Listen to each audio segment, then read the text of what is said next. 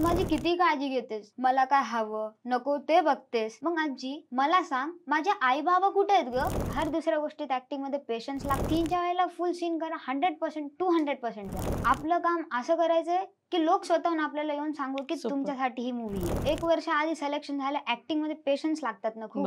जेव्हा आपण शूट करतो ना तेव्हा आपली ऍक्टिंग एवढी भारी पाहिजे, आपण डायलॉग जरी विसरलो तरी ते लोकांना कळलं पाहिजे की हा डायलॉग. इंस्टाग्राम बघत बसायचे डान्सची प्रॅक्टिस सोडून. त्याच्यातच मला मेकअप करून गोरं नाही तर काळं करायचे मेकअप करून. कपडे मला फाटके असे. तर शूट करताना आम्हाला असं वाटू लागलं बोलू आता मी पण जा आरशासमोर, स्वतः ती ऍक्टिंग कर आणि स्वतःला विचार की हा हे मला आवडलं का, हे माझं 100% आहे.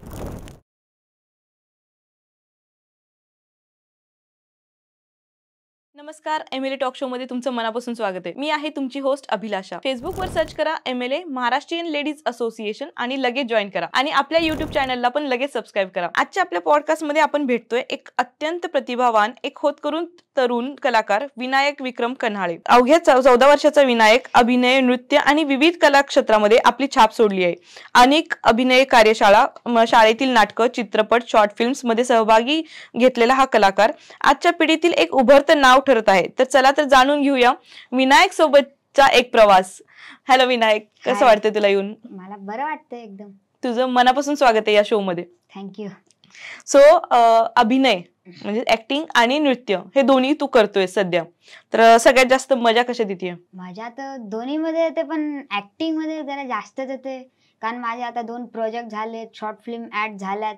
तर ऍक्टिंग मध्ये अशी वेगळीच मजा असते. जे वेगळे ऍक्टर त्यांच्याकडून शिकाय भेटतंय, डायरेक्टरशी भेट होती, अशा खूप ओळखी होतात. तर ऍक्टिंग मध्ये जास्त मजा येते. सो ऍक्टिंग करतानाची काही खास आठवणी आहेत? आठवणी खूप आहेत. एक माझं 2 अपकमिंग मूवी आहेत. एक 26 नोव्हेंबर, तो 9 मे 2025 ला येईल, आणि एक ऊत, तो फेस्टिवल मध्ये, तो पण येईल सप्टेंबर ऑक्टोबर पर्यंत. ओके. तर माझी आठवण म्हणजे ऊत मधल्या तर आठवणी आहेत की एक सीन होता, रात्री वाजलेले 1-2 वाजले असतील, आणि तेव्हा मला काय करायचं होतं, बार टेको लागले.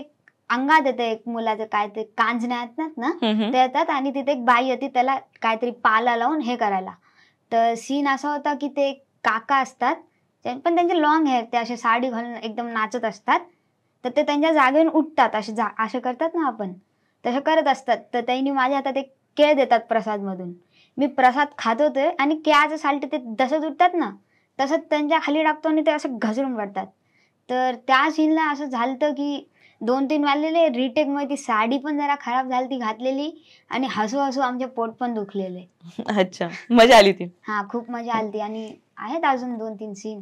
जसं पाण्यामध्ये डुबकी मारायची, मला स्विमिंग येत नाही तरी मी डायरेक्ट उडी मारली. म्हणजे माझ्यासोबत एक मित्र होता, त्याला स्विमिंग यायची, तरी ते घाबरू लागला. आणि आमचे डायरेक्टर सर रेडी ऍक्शन तसंच बोलले. जे स्टार्टिंगला लगेच कट बोलले, नाही तर मी पूर्ण शर्ट काढून उडी तक मारलेली. तर तेव्हा सगळेजण हसले की काय एवढी कोणती घाई, आणि मी स्विमिंग नाही तरी उडी मारणार, जाईल तसाच कुठे पण. अरे बापरे, एवढा रिस्क. अच्छा. सो ऍक्टिंगचे भरपूर तू कोर्सेस केलेस, तर त्यातून काही आठवणी आहेत का? हा, एक गौरी मॅम आहेत, त्यांच्याकडून मी एक कोर्स केलेला ऍक्टिंगचा. 11 दिवसाचा होता. 11 दिवसाचा. बालरंगपीठ नाव होतं. त्याच्यामध्ये अशी मजा आलती ना, मित्र होते खूप माझे झालेले, आणि तिथं म्हणजे मला खूप काही शिकाय भेटलं. कारण ते मॅम ना शिकवायच्या कशा खेळात. आम्हाला रोज एक खेळ खेळायला जायचा, पण तो खेळ असा की तो ऍक्टिंगच्या समोर. जसं कोणी एक असं प्ले बसवणार, कोणी डायरेक्टर बनणार. म्हणजे नाटकातच तो एक डायरेक्टर, म्हणजे त्याला कळेल की डायरेक्टरची काय भूमिका, कोणी स्पॉट हे ते असं तो बनणार. आणि शेवटच्या दिवशी एक नाटक जे त्यात मला डान्स हे ते होता. आणि मी एक मिरॅकल ऍक्टिंग अकॅडमी मधून तर शिकलोय. त्याच्यातून खूप शिकाय भेटलं मला. 9 महिन्याचा कोर्स आहे तो, खूप चांगला कोर्स आहे. तर त्याच्यामध्ये मला असे खूप सारे सर भेटलेत एकदम चांगले. आता काय त्याच्यातून मला इम्प्रोव्हायझेशन शिकाय भेटलं, नवरस, आणि माझा आवडता म्हणजे रौद्ररस आणि कॉमेडी. हे खूप मजा येते मला करायला. तर या दोन्ही मधून खूप शिकाय भेटलं, आणि सगळ्याच आठवणीच आहेत सगळ्या. खूपच भारी. सो फुलवा खामकर डान्स अकॅडमी मधनं पण तू डान्स शिकलस, तर तिथला अनुभव काहीतरी शेअर करशील? तिथं मी 2 वर्ष डान्स शिकलो. मला सुरुवातीला एकदम अशी मजा यायची, नंतर बोर व्हायला लागलं. कारण तिथं मी एकटाच होतो. पहिले माझा भाऊ पण माझ्यासोबत होता, अजून 2-3 मुलं, पण तिथं मी एकटा मुलं सगळ्या मुली होत्या. आणि फुलवा खामकर अकॅडमीचं मला एक आवडतं की ते दरवर्षी ना डिसेंबरमध्ये एक आद्य करून ठेवतात. एक सगळे ग्रुप्स असतात ना, जेवढे खूप बॅचेस आहेत ना, तर ते त्यांचा एक डान्स प्रोग्राम ठेवतात. पॅरेंट्स खूप मोठं असते ते. तर मी 2 वर्ष केलंय आणि दोन्हीदा मला एकदम जास्त मजा आली. आणि पहिले ज्या स्टार्टिंगला मजा आली, नंतर बोर झालं ना, नंतर अजून मजा आली. कारण तिथं अजून मी वेगळ्या बॅचमध्ये ट्रान्सफर झालो, जिथं होते माझे खूप मित्र बनले 2-3. तर दोन्ही आद्याच्या वेळेस ना त्यांनी असं म्हणजे ते अशी तयारी करायची 2-3 महिने, की असं वाटायचं आम्ही कुठे मोठ्या स्टेजवर हे परफॉर्म करायला. तर खूप मजा यायची फुलवा खामकर अकॅडमी. खूप शिकायला मिळाले याचा अर्थ. मस्तच, खूपच भारी. सो तुला ऍक्टिंग सोबत क्रिकेट पण आवडतोय आणि सायकलिंग पण आवडतोय. सो मग कसा टाइम काढतोस यासाठी? टाइम तर आता जसं भेटेल तसं करतो टाइम. नाही तर ऑडिशनच असतात, सुट्टी नाही तर शाळा असते. आता एक्झाम पण चालू आहेत. तर क्रिकेट आणि सायकलिंग हे माझे एवढे फेवरेट आहेत ना, की टाइम भेटला. माझा भाऊ क्रिकेट खेळतोच, तर आज 2 भाऊ आहेत आणि मी एक. तर त्या दोघांसोबत मी क्रिकेट खेळतो आणि ते जेव्हा कोणी अभ्यास करत असेल, कोणी बाहेर गेला असेल, तर मी एकटा सायकलिंग करायला निघतो माझ्या मित्रांसोबत. आणि समजा मी 3ला निघलो, रात्री 7-8 वाजता मी येणारच नाही. मागच आहे घराच्या मागच्याच मैदानात, पण मी तिथंच चालवत असेल मित्रांसोबत. आणि क्रिकेट ते खेळायला गेलो आम्ही 3 भाऊ. 2 तास पाणी न पिता आम्हाला लक्षात नाही राहत की 2 तास झालेत. आम्ही विचारात पडतो आम्ही आता 10-15 मिनिटं आधी. अच्छा, खूपच भारी. सो तू जसं सांगितलंस की आगामी 2 पिक्चर येणार आहेत, मूवीज येणार आहेत 26 नोव्हेंबर. तर 26 नोव्हेंबरची भूमिका कशी मिळाली तुला आणि काय रोल आहे तुझा त्यात? मी त्यांना एक व्हिडिओ ऑडिशन दिलं, एक रिक्वायरमेंट आलती. तर त्यांना आवडलं. मग त्यांनी प्रत्यक्षात एक घेतलं ऑडिशन, त्यांना त्याच्यात पण आवडलं. आणि ती भूमिका म्हणजे अशी गुल्लू. तर 1 वर्ष आधी सिलेक्शन झालं. ऍक्टिंग मध्ये पेशन्स लागतात ना खूप. बरोबर. तर 1 वर्ष आधी सिलेक्शन झालं. शूट तर माहिती नव्हतं, ते बोलू लागले. कारण 2-3 जागावर असं झालं की ते बोलले आता शूट आहे आणि कॅन्सल झालं. तर फिक्स नव्हतं. पण ना ते बोलले फुल असे हेअर वाढव, इथपर्यंत मी हेअर ग्रो केलते. आणि त्याच्यामध्ये असा रोल होता की जे आपण बघतो ना, मुलं जे भीक मागतात शाळा सोडून आपल्या पॅरेंट्स सोबत खाण्यासाठी, तर ते त्या टाइप मध्ये रोल होता. आणि ते बोलला, डायरेक्टर सरनी खूप मदत केली. ते मला बोलले, जा तू स्वतः एक ब्रिज खाली एक दिवस. 1-2दा मी गेलो पप्पासोबत, लयदा गेलो, की त्या मुलांना बघ तू, त्यांच्यासोबत बोल, असं तसं.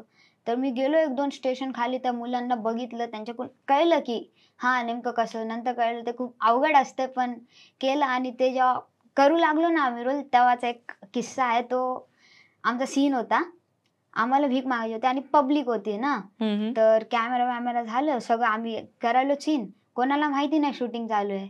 तर तिथं 2 किस्से घडले. एक माझ्या पप्पाचा जे रोल करू लागले त्यांनी आणि आम्ही मिळून, दोघांनी मिळून एक ते 2 मिनिटातच आम्ही ना 30 ते 40 रुपये जमा केले, संत्रा गोळी संत्रा. आणि दुसरा म्हणजे अचानक एक दादा आला, माझा हात पकड, त्याला नाही माहिती शूटिंग, तो असं समाजसेवक आपण बोलतो सोशल, तो तसा होता. तो बोलला, चल तू माझ्या मित्रांना बोलवतो, तुझे हेअर कट करून तुला चांगला शर्ट टाकतो, वापस हे कधी नाही करायचं. तर तेव्हा मी एकदम असं घाबरलो, आता काय होईल, आणि मला नेलं तर काय होईल. तर पण नाही, तेवढ्यात आले ते मागून, कॅमेरा मागून आले, स्पॉट दादा हे ते सांगितलं शूट. मग ते मजा आली खूप मला. 26 म्हणजे ती इतकी नॅचरल होती की बाकीच्या लोकांना कळालंच नाही की हे ऍक्टिंग आहे का खरं चालू आहे. तेच म्हणजे मेकअप ते एवढा मस्त करायचे ना, असं होतं. मला तर वाटतं माझी सेकंडच फिल्म आहे, त्याच्यातच मला मेकअप करून गोरं नाही तर काळं करायचे मेकअप करून. कपडे मला फाटके असे, असा रोल होता. सो तू सेकंड चित्रपट सांगितलास ऊत म्हणून, सो त्याची भूमिका कशी होती? त्याच्यामध्ये पण एक असं असतो, मी गरीब फॅमिलीतून बिलॉंग करत असतो. एक मुलगा ज्याची एक असती एक आवडती काकू बोलतो ना आपण, मोठी तशी एक असती. तो त्याच्या असं जास्त राहत असतो. फॅमिली असती एकदम सॅड, अशी सॅड टाईप. आणि त्याच्यामध्ये मस्ती पण आहे, कॉमेडी पण आहे. तर त्याच्यात केळ टाकण्याचा तर सीन झालाच. दुसरा सीन म्हणजे सांगा गेलं तर एक सीन, पहिलाच सीन की मी असं कसं सांगू की सीन चालू झाला की मला ना वरून असं म्हणजे आई मला आंघोळ घालत असती आणि तेवढ्यात ना माझी आवडती मुलगी जाते माझ्या वर्गातली. ओके. तेवढ्यात आंघोळ करता करता ना आई पाणी टाकते, माझी चड्डी पूर्ण खाली जाते आणि मी ती लगेच वर घेतो त्या मुलीसमोर, आणि ती मला बघून अशी लाजते. तर तो सीन करताना मला अशी लाज वाटू लागली ना, कारण बघायला गेलं तेव्हा पण होतो मी ठीकठाक मोठाच होतो. आणि एक सीन होतं, मी वर्गातून बाहेर निघतो त्या मुलीशी लाजता आणि बाहेर आलो आम्ही 3 मित्र, आम्ही फुल मस्ती करत येतो. माझी तुटती चप्पल, तर माझे मित्र चप्पल नाही जोडत, एक टांग माझी वर घेतात, तसंच मला उचलत घेऊन जातात माझ्या त्या काकूकडे, आणि मग तेच त्या काकू मला देतात नवीन चप्पल दे बोलून, मोठी आहे तसं ते आहेत काकू, ते मला देतात चप्पल येते. असे सगळे झाले सीन, मजा आली खूप त्याला. कारण 5 दिवस शूट होतं, पण त्या 5 दिवसात असं वाटलं की हे 5 दिवस संपून आहे कधी. वा, खूपच भारी, खूपच भारी. सो ऑडिशन तू प्रत्येक वेळेस देतोस, ऑडिशन मधला सगळ्यात फेवरेट डायलॉग कुठला तुझा? ऑडिशन मध्ये तर खूप डायलॉग आहेत, पण मी जास्त करून ऑडिशनला ना 1-2 डायलॉग आहेत ते मला लई आवडतात म्हणून ते देतो. एक झाला की एक, आजी तू माझी किती काळजी घेतेस, मला काय हवं नको ते बघतेस, मग आजी मला सांग माझे आई बाबा कुठे आहेत ग, म्हणजे माझे मित्र माझ्या आई बाबांसोबत राहतात पण मी का नाही राहत ग, आजी सांग ना माझे आई बाबा कुठे आहेत, नाही तर मी तुझ्याशी बोलणार नाही. आणि एक दुसरा डायलॉग आहे हे की घरी पाहुणे आले की मस्त टाइमपास होतो, पण मात्र मला त्यांच्या एका गोष्टीचा सॉलिड राग येतो की काय, तू मोठं होऊन काय होणार. खरं तर या प्रश्नाचं उत्तर माझ्या मनात नेहमीच तयार असते की मी मोठं होऊन मोठा होणार, पण ते त्यांना आवडत नाही. हा मग मी कधीतरी म्हणतो की मी इंजिनियर होणार, तर त्यांचेच पायलट पडतात. हा मग मी म्हणतो मी डॉक्टर होणार, तर ते म्हणतात आम्ही तुझे पेशंट हो. तर मी रागात बोलतो नाही मी ना कन्स्ट्रक्शन वर्कर होणार, तर ते म्हणतात तूच आमचं घर बांधा. हे असे आमच्या इथले नातेवाईक. तर हे जे डायलॉग आहेत ना मला खूप आवडतात, आणि जो आहेत ना जे मोठं होऊन काय होणार जे सेकंड डायलॉग बोललो, तो मला हे मिरॅकल्स ऍक्टिंग अकॅडमी आहे ना तिथूनच भेटला तो डायलॉग, पण तो मला एवढा आवडला तो मी आज पण कधी कधी युज करतो. ओके, आणि लगेच सिलेक्शन होऊन जातं. पेशन्स खूप लागतात, कारण ऍक्टिंग मध्ये मला पहिले माहिती नव्हतं, मी पप्पावर चिडायचो काय पप्पा हर संडेला घेऊन जातात, पण जेव्हा माझं सिलेक्शन झालं तर त्याच्यानंतर जी मजा आली, जे ऍक्टिंग मला शिकाय भेटली, कारण मी लई जण मला बोलत, आणि ते बरोबरच आहेत जे सिनियर ऍक्टर आहेत, तर ते मला बोलतात की ऍक्टिंग एक असं तू मरोज तक शिकत राहा तरी पूर्ण नाही शिकणार, आणि ते खरं आहे. कारण मी जिथं पण जातो ना मी बोलतो मी हे शिकलोय, तरी त्याच्यामध्ये काय ना काय वेगळं घडून ते मला शिकवतात वापस, आणि ते खरं चांगलं होतंय अजून. तर ते अशी मजा येते, आणि पेशन्स एवढे लागतात ना. समजा मी माझी जी ऊद भेटली ना मला, मी 1 वर्ष ना 80% संडे आहेत ना जे सुट्टी भेटती ना, त्या सुट्टींना मी ऑडिशनला जायचो, अर्धा-1 तास ट्रॅव्हल करून तिथं गेलो, लाईन मध्ये थांबून दिवस जायचा पूर्ण. तर सुट्टीच्या दिवशी तेवढे वेळ घालून जे मेहनत लागती ना, तर मग जाऊन 1-2 वर्षात एक जरी रोल भेटला तर जे आनंद होतो ना, खूप छान, खूप बरं वाटतं. खूप मोठं बोललास तू आज की 80% संडे तू फक्त ऑडिशन देण्यासाठी, आणि जो पेशन्स लागतो तो खरंच खूपच, म्हणजे तुझ्या लहान वयामध्ये तू एवढं छान बोलतोयस, आणि एवढं पेशन्स आहे की आत्ताचं जे जेनझी आहे ते बिलकुल पेशन्स नाहीये त्यांच्यात, आणि तू एवढं पेशन्स दाखवतोयस, खूप छान. सो आता जसं तू सांगितलं की सिनियर कलाकार जे स्टारकास्ट असते त्यांच्याकडनं खूप काही नवीन शिकायला मिळतं, तर स्पेसिफिकली असं कुठलं, आता जसं 2-3 मोठे कलाकाराचं नाव घेतलंस, तर तुला कुणाकडून काय शिकायला मिळालं सांगू शकशील थोडंसं? जसं जे विलास सुजोने सर आहेत, डॉक्टर विलास सुजोने, त्या सरची मला आठवण येते, ते आत्ताच ऑफ झाले, तर खूप वाईट वाटतं. पण त्यांनी ना मला माझ्यासोबत रोल केला, माझ्या काकांची भूमिका 26 नोव्हेंबरमध्ये.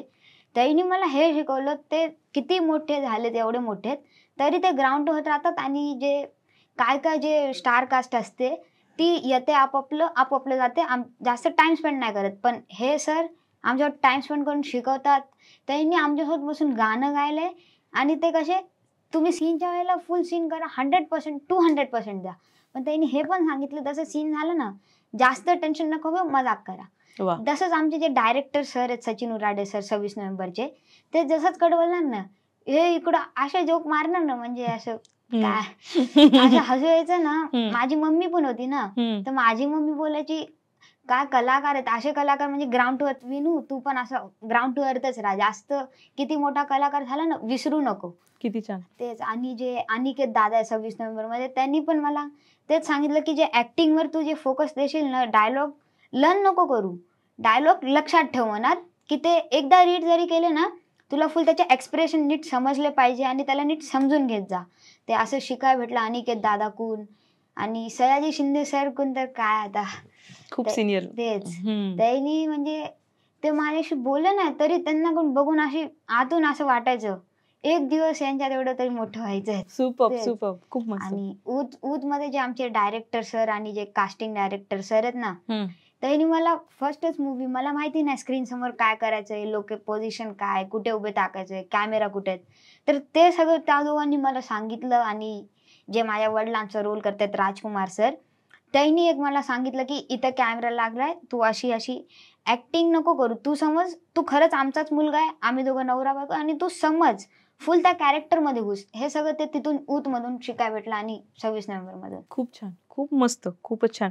सो करोनाच्या काळात तील जीवन हे एक शॉर्ट फिल्म तू बनवलीस, मध्ये काम केलंस, तर ह्यामध्ये काही वेगळा अनुभव होता का? हा, ती जी शॉर्ट फिल्म होती ना, ती माझी सेकंड शॉर्ट फिल्म होती. तिच्यामध्ये असं होतं की दाखवलं कोण कसं जगतात, माझंच घर लोकेशन होतं. बर.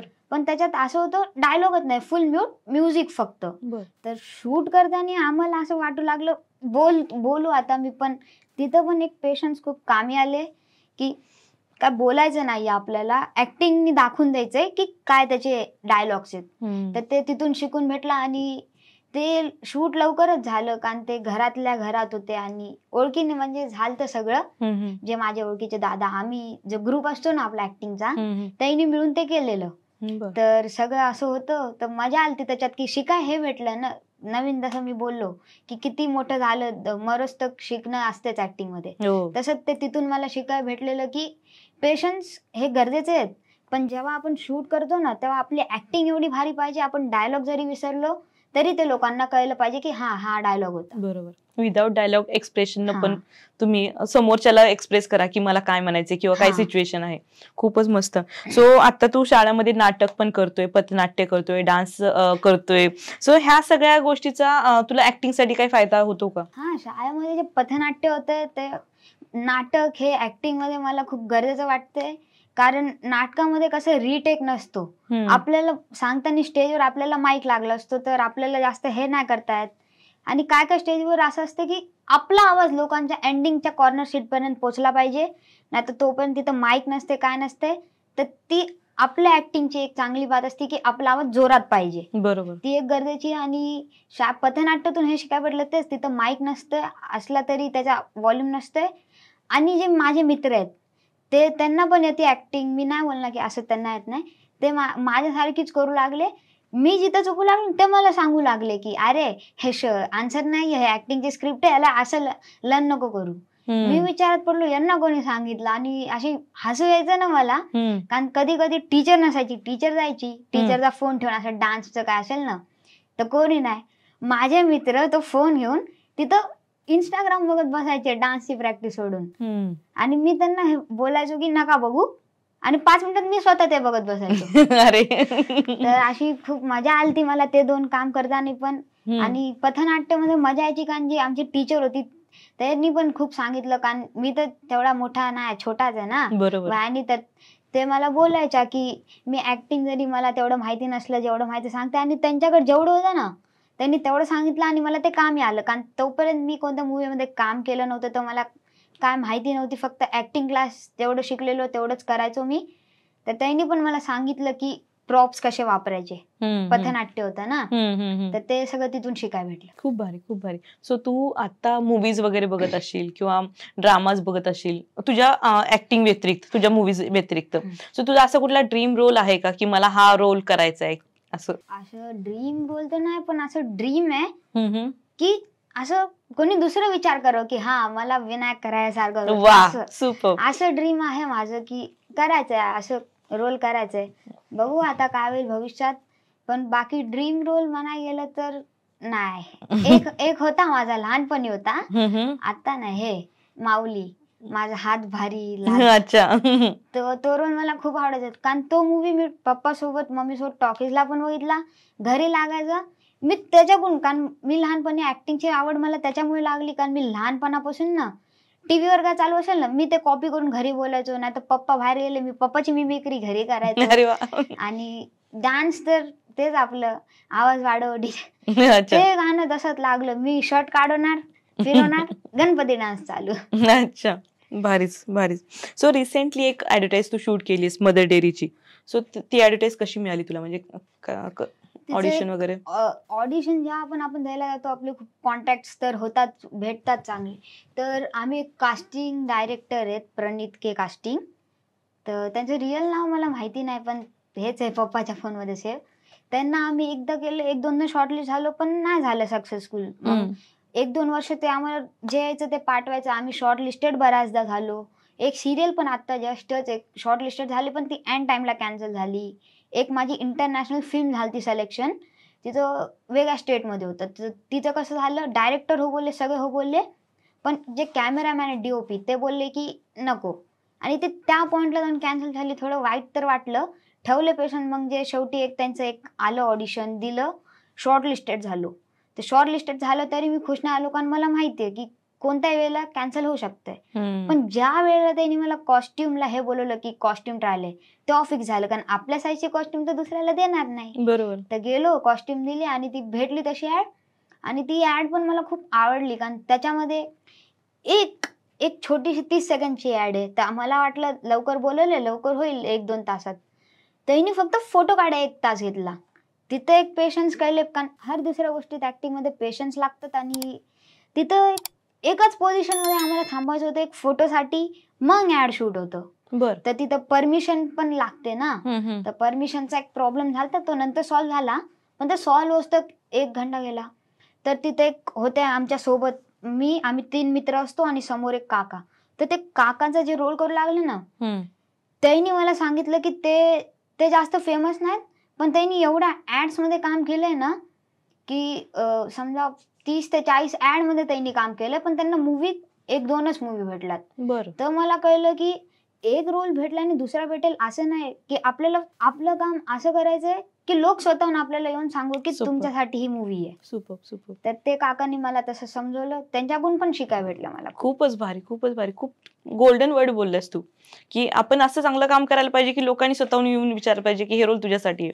खूप मस्त. सो विनायक, तुझ्यासारखे, तुला जसं तू खूप लोकांना इन्स्पायर करतोयस, आणि तुझ्यासारखी लहान मुलं ज्यांना विनायक व्हायचे, त्यांना तू काय सल्ला देशील? माझं तर एकच म्हणणं आहे की मी आता खूपदा बोललो असेल तरी वापस एकदा, खूप पेशन्स ठेवा आणि मम्मी पप्पाला असं बोलू नका की तुम्ही मला एक संडे पण खेळू देत नाहीत, कारण ते मेहनत करायला, कारण आपलं फ्युचर ब्राईट हो ना. तर त्यांच्या पण मेहनतला जास्त हे नका करू, बल्कि तुम्ही बोला, चला पप्पा मी आता गेम खेळताना एक मेसेज आला इंस्टाग्रामला, इथं ऑडिशन आहे, तुम्ही मला तिथं घेऊन चला. तर असं खूप असे पेशन्स लागतात. खूपदा बोललो. ऍक्टिंग पण तुम्ही असं आरशात बघून इम्प्रूव्ह करू शकतात, हे पण मला असे माझे सिनियर ऍक्टरच बोललेत. खूप जण बोललेत. एक असं व्यक्ती नाही की एक रूम मध्ये लॉक होस होता आणि तुला जो स्क्रिप्ट तू लर्न केली नाही, तर स्वतःहून तू पप्पाकडून लिहून घेतली. पप्पा पण आहेत ना, तर पप्पाला बोल लिहून द्यायला, नाही तर कुठून तरी घे स्क्रिप्ट, लर्न कर आणि जा आरशासमोर, स्वतः ती ऍक्टिंग कर आणि स्वतःला विचार की हा हे मला आवडलं का, हे माझं 100% आहे का. तर ते करून आपली ऍक्टिंग एक इम्प्रूव्ह होते, ते पण खूप इम्प्रूव्ह होते. ती मला एकदम एक्सरसाइज अशी वाटते ती खूप. आणि पेशन्स इन्क्रीज करायला रोज सकाळी उठून ना, हे आपण हे करतो ना, मेडिटेशन. येस. ते असं शिकवलं मिरॅकल्स ऍक्टिंग अकॅडमीने. त्यांची एक प्रार्थनाच होती, ते खूप कामी आलं. तर असंच एक ठेवा आता मम्मी पप्पावर भरोसा, एक ना एक रोल भेटेल, द्या ऑडिशन, बस. थँक्यू. खूप छान. विनायक, तू आज एवढे मोठे सुवर्ण अक्षरात लिहिण्यासारखे काही वाक्य बोललंस, की जे मोठे ऍक्टर्स सुद्धा, म्हणजे पेशन्स असतो पण कुठेतरी पेशन्स कमी होऊन जातो. पण तुझ्या बोलण्यातून सगळ्यांना कळालं असेल की पेशन्स किती महत्वाचे आहे, नॉट ओन्ली इन ऍक्टिंग, पण प्रत्येक करिअरमध्ये, बिझनेसमध्ये किंवा कुठल्याही जॉबमध्ये तुम्हाला पेशन्स लागतोच. आणि तू खूप मोठं वाक्य बोलून गेलायस आज, आणि आज तू इथं आलास, आमच्यासोबत खूप छान गप्पा मारल्यास, मला खूप मजा आली. आणि तू जेव्हा मोठा होशील तेव्हा नक्की एकदा MLA टॉक शो मध्ये नक्की येशील, असं एक प्रॉमिस करून जाताना. मला पण आली खूप मजा आता बोलायला, म्हणजे मी सांगू शकलो की माझे विचार काय इथं, तर आली मजा. आणि मला चॅनल पण आवडतं. इथं मी खूप इंटरव्ह्यू यांचे बघितलेत, माझ्या फ्रेंड्सचेच आहेत कितीतरी, तर आवडते मला MLA टॉक शो. तुम्ही पण सबस्क्राईब करा या चॅनलला. Thank you Vinayak. Thank you so much.